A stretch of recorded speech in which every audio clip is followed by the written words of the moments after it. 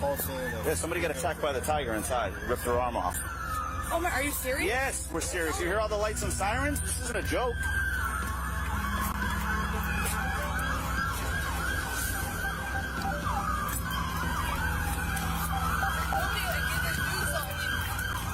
All right, where are the tigers at?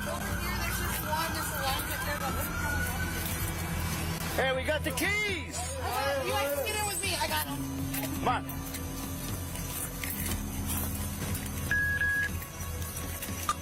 Yeah, but you can cancel the city. Hey, you guys can cancel, bro. We're good. It's inside. Make sure they know where we're going.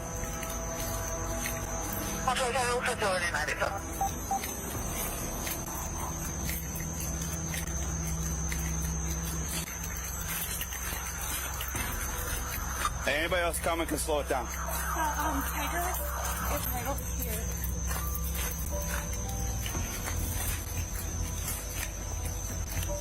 Where would they be able to put their arms through? It'll just be right at the fence. Where's the tiger at? Right up here to the side.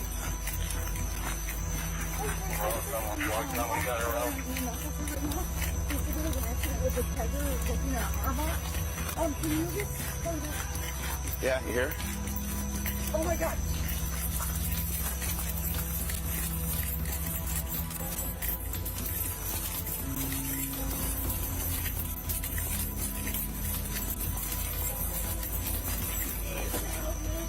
Oh my God. Is that real? Yeah, please. Oh my God. Please help me. Please help me. The man who called 911 was 26-year-old River Rosenquist. River worked for HMI Commercial Cleaning. Their job is to clean the restrooms and the gift shop. That is it. Nothing else. But River, for some reason, got curious and got close to the tiger's cage and put his hand through it. Investigators still don't know if it was to feed the tiger or to pet it. He did not have permission to get close to the animal enclosures, but he did it anyway. Hey, hold this. Yep, I got you. This is all that has to be held. Okay, all right. No, the scene's over here. He actually pulled him through right here. What did you do? He was pulling them. Okay. Where is that? I don't know. I had to. Where did he get him, man? He was pulling him through right here, Jesus Christ. and he had his arm in his mouth as I got here, trying to pull him through the fence. Where's he at right now? I know. Where's he at right now? I don't know. Where did he go? Do you know? Did you shoot? Yeah. Someone shoot? Yeah. I heard a shot. One. Just Yep. one. Yep. Get him? He took off. Okay. All right. You need to hold this for me, okay? I got you. Yeah, I got you.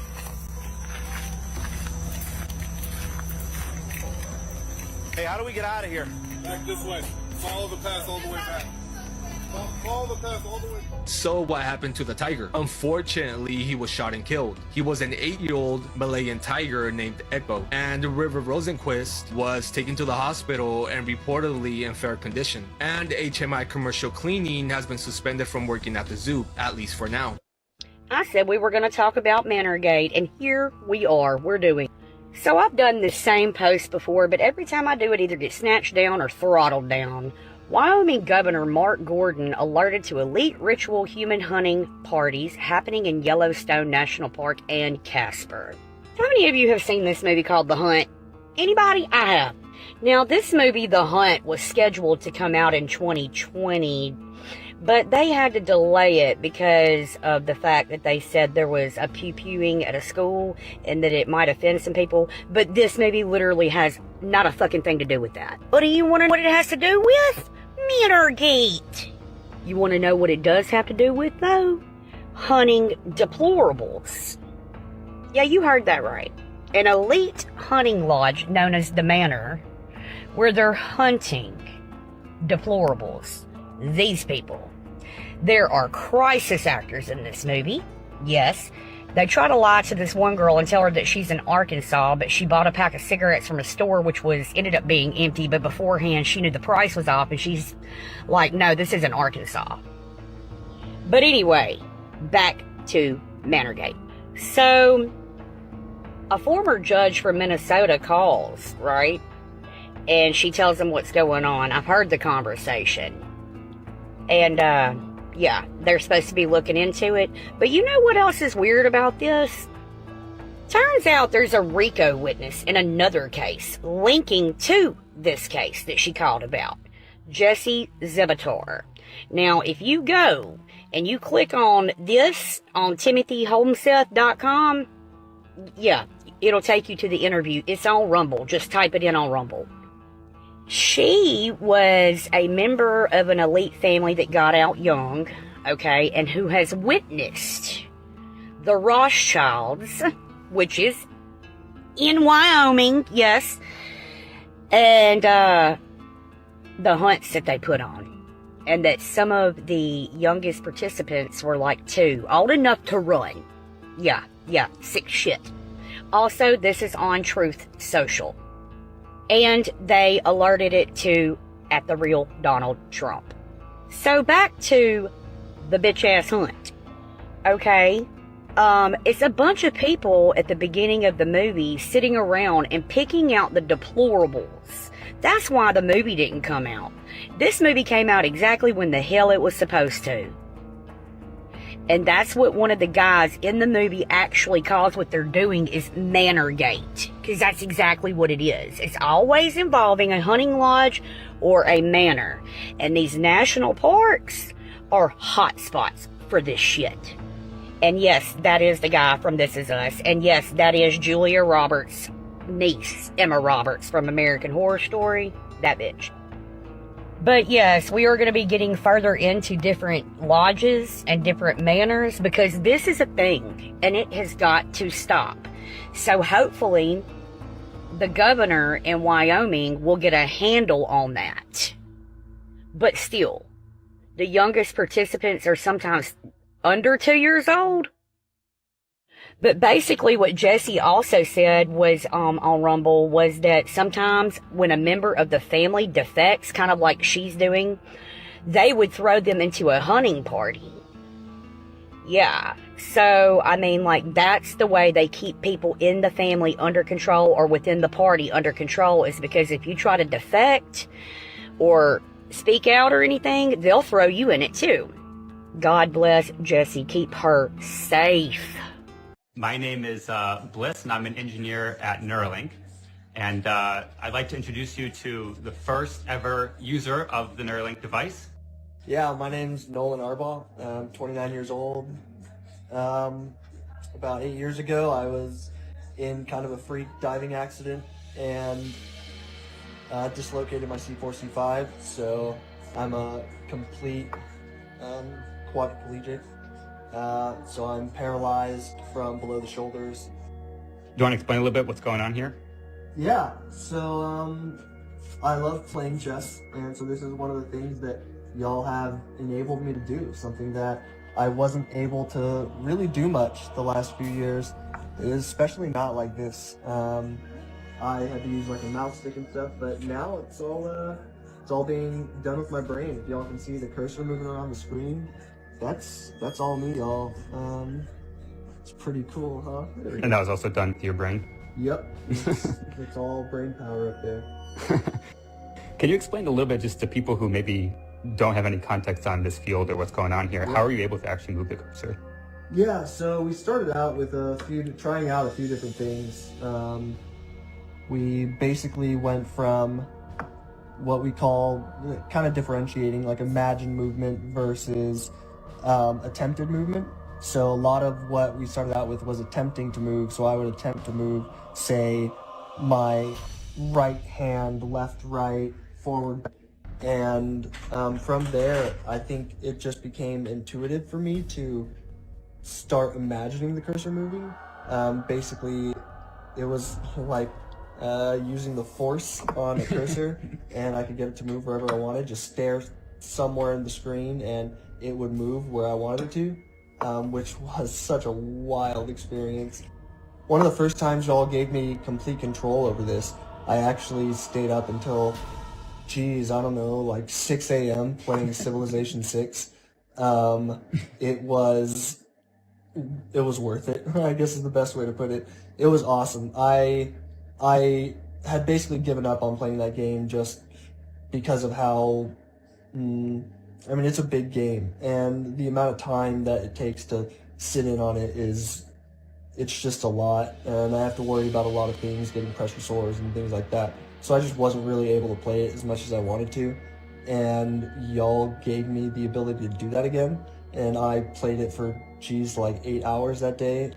The surgery was super easy. I literally was released from the hospital a day later. I have no cognitive impairments. I have what's called a dead man trigger, which means something happens to me. There's information I'm holding that will hit the internet, and it'd be the end of this group. I'm actually better off alive than dead for them, because being alive, they can just marginalize me, defame me, call me names, blacklist me from media. How do you figure we have a free market economy if the most important technologies and scientific discoveries of the last 100 years have been kept off the market ruthlessly?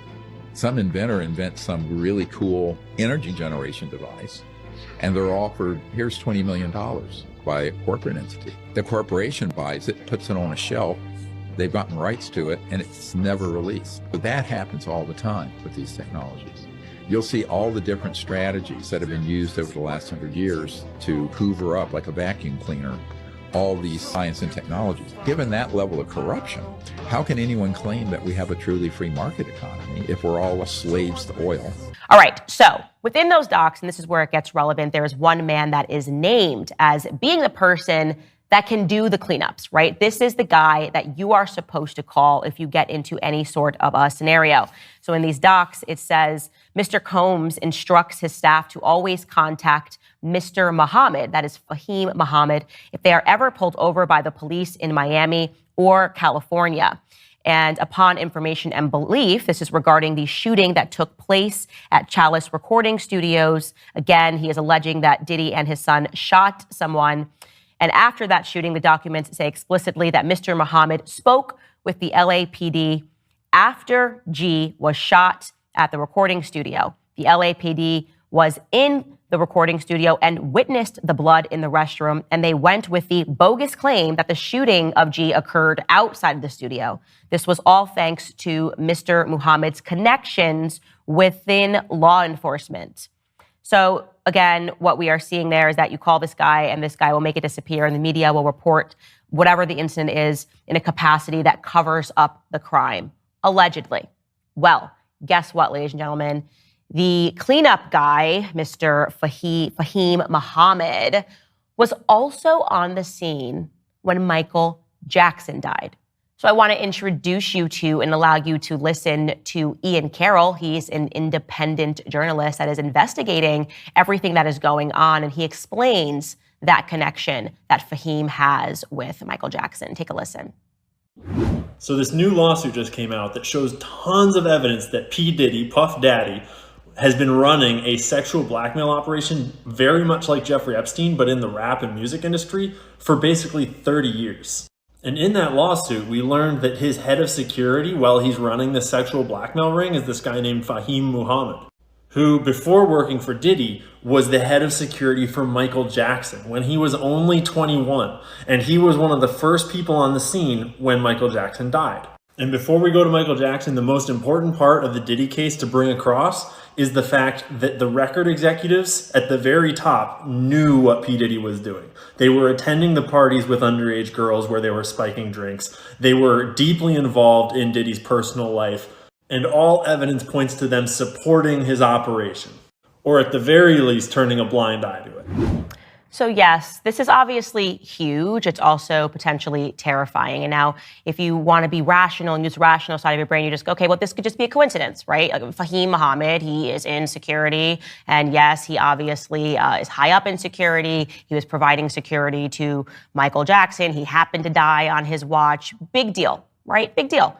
Well, I think that would lead us to the question of who exactly is Fahim Muhammad, because that's kind of a big first job to have. You're 21 years old and you're protecting the king of pop. What exactly are his qualifications? Let's go back to Ian Carroll and his reporting. And now here's the best part. Check this out. This is in all of his bios, by the way, but we're pointing it out now. In 2008, Fahim graduated from Sacramento State University, with a bachelor's of science degree in business administration with a concentration in real estate and marketing.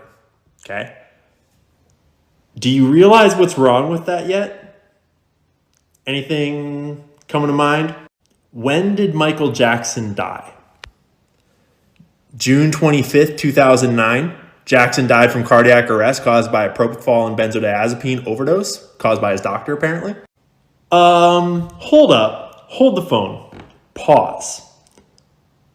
Why is a dude who just graduated college last year with a business and real estate degree the head of security for the king of pop, for Michael Jackson, the most famous musician of all time? Yeah, that is remarkably suspicious. And if we had a media that was interested in actually presenting the truth and not just propagandizing on behalf of the state, they would probably explore and look deeper into who this character is. But of course, that's not what the media does. Instead, they are meant to convince people of certain narratives. And like I said in the past, I've been a victim to that. I was obviously very young when everything was going on with Michael Jackson, and I believed the media, which is why I was kind of stunned to kind of go back and revisit the Michael Jackson case. And Ian has extensively unpacked that, revealing, and I did not know this, maybe perhaps because the media wasn't interested in telling us the end result. But yes, the FBI raided Michael Jackson's home. They poured through hours upon hours of the video footage that he had, other materials, documents that were in his house, trying to find this connection to Michael Jackson and potential child abuse. And what ended up being the result was that they could not find a single shred of proof that Michael Jackson had abused any children. And yet, despite this, the media convinced us that he was a pedophile, or maybe they didn't convince you, but they definitely did a good job convincing me that Michael Jackson was a pedophile. And to be clear, maybe it's perhaps the lack of evidence that was ever uncovered. Michael Jackson was found not guilty of all of the charges that were brought against him. And I looked at all four of them and I said, are y'all crazy? I said, what you think I'm going to do? Tell you that Michael did something bad so that we can sue him for money? That's what I told him. I was like, and I looked over at my mom and I was like, are you serious, Mom? I was like, what is going on here? Why are you letting this happen? And she goes, well, I think something happened, I think something. I'm like, really?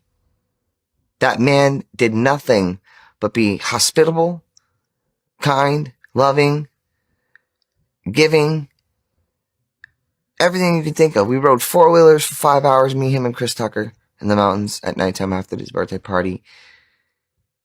Him and I hung out and talked pretty much all night. Got a couple hours of sleep. I wake up, but he's not even in the room. He pulled out a cot for me in his room because I asked him, I was like, I want to hang out with you. I want to be around. It was Michael. Yeah. I want to hang out with him. I wanted to hang out with Michael. He pulled out a little cot or something. I laid on the cot. I wake up in the morning. His bed's made. There's a cleaning lady that wakes me up. I keep asking, where's Michael? I go over. He's got this huge statue figurine that Michael Jordan sent him for his birthday because he collected that stuff. Went and smoked some weed with him. Get in the car. And then all this shit happened when I got back to LA, and I'm like, what the fuck is this? I was like, and I looked at my mom. I go, are you really trying to go at Michael and use me for a money grab? I was like, nothing. And I looked at him right now. I said, nothing happened. I said, Michael was flirting with girls right in front of me. Actually. Yeah. And it was hilarious because he was very charming. I bet. It's Michael Jackson. he made girls just light up, blush. And and like, I saw him looking at girls' booty. I said, I saw you looking at her booty. He was like, I was like, and so I hear these stories of like Wade Robson. And then I'm like thinking to myself, wait, hold up. I know Wade Robson. And I'm like, wait, hold up. Wade leaving Neverland? What is this? Like, what do you mean leaving Neverland? Like, I left Neverland. Everything was cool, homie. Like, what's your problem? Did you dream this up? Did your parents tell you to do this? Yeah, I mean, they tried to sue for like $100 million, and ultimately it was dropped. They got nothing out of it, as they should. Nothing. That dude didn't do shit like that. Yeah. Like, I knew Michael better than all of them. Yeah, I believe even everything Macaulay, that I've seen. If it was Macaulay right now, I'm not buying it. Even if I'm it was not buying Macaulay Culkin sitting right here, he would tell you the same thing I did with the same assertiveness.